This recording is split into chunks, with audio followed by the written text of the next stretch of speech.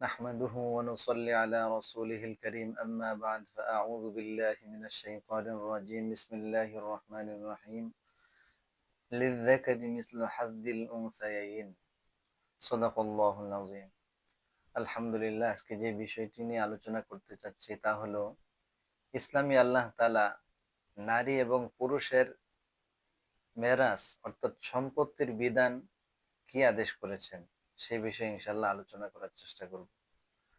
আল্লাহ তাআলা পুরুষ এবং নারীর ক্ষেত্রে যে বিধানটি আরোপ করেছেন তা হলো নারীগণ দুইজন নারীর অংশ একজন পুরুষ পাবে, অর্থাৎ দুইজন নারী যে সম্পত্তি পাবে একজন পুরুষ সেই সম্পত্তি অধিকার করবে।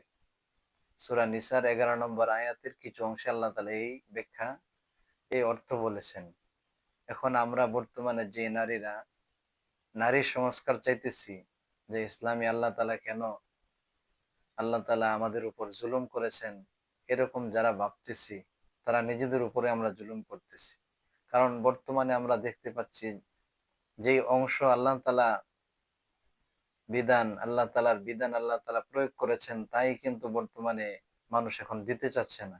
তারপরে যদি এখন আমরা উভয়জন মানে সমান অধিকার চাই, যে আমার ভাই যতটুকু অংশ পাবে 10 ভাগের মধ্যে 10 ভাগ 5 ভাগ পাবো আমি বোন হিসাবে, আর 5 ভাগ আমার ভাই নেবে। যদি এরকম করি তাহলে আল্লাহ তাআলার বিধানের উপর আমি কেমন যেন বিশুদ্ধার করলাম।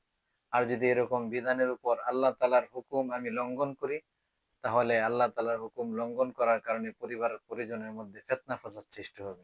অতএব আমরা চেষ্টা করব ইনশাআল্লাহ আল্লাহ তাআলার হুকুম মেনে আল্লাহ তাআলা যেভাবে আদেশ করেছেন সেভাবে মেরাজ অর্থাৎ মৃত ব্যক্তি যখন পরিবারের সদস্য মেম্বারের মধ্য থেকে যখন বাবা মারা যায়, বাবা মা মারা যাওয়ার পরে যে বিধান আল্লাহ তাআলা আদেশ করেছেন সেই বিধান অনুযায়ী যদি আমরা আমাদের যে সম্পত্তি আছে সেই সম্পত্তি নারীরা যদি আমরা নিতে পারি তাহলেই কামিয়াবি সফলতা অর্জন করতে পারবো।